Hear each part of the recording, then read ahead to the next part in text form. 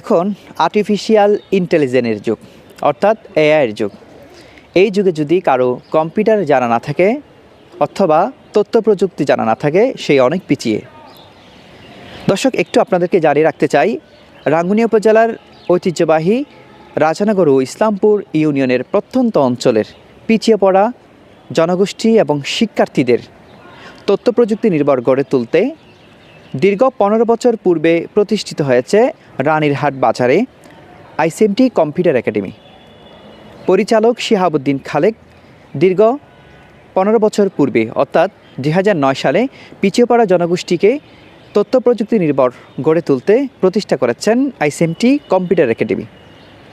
এই computer academy প্রতিষ্ঠার পর থেকে আজ অবধি পর্যন্ত প্রায় 5000-এর অধিক শিক্ষার্থীকে কম্পিউটার শিক্ষার মাধ্যমে তথ্য প্রযুক্তি নির্ভর জনগোষ্ঠী গড়ে তোলার জন্য বিশেষ ভূমিকা পালন করছেন অত্র অঞ্চলে।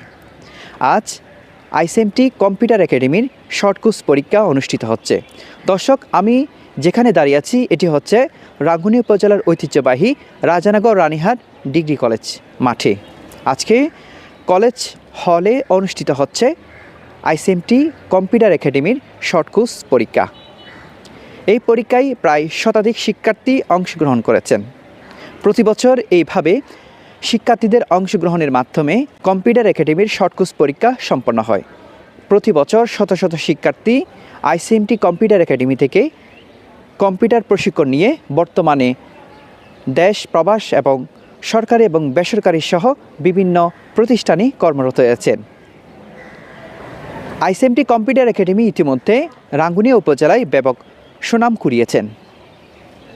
দর্শক, আজকে আপনাদেরকে তুলে ধরার চেষ্টা করেছি রাঙ্গুনিয়া উপজেলার ঐতিহ্যবাহী রাজানগর ইসলামপুরের একমাত্র তথ্য প্রযুক্তি নির্ভর প্রতিষ্ঠান আইসিএমটির ইতিবৃত্তান্ত।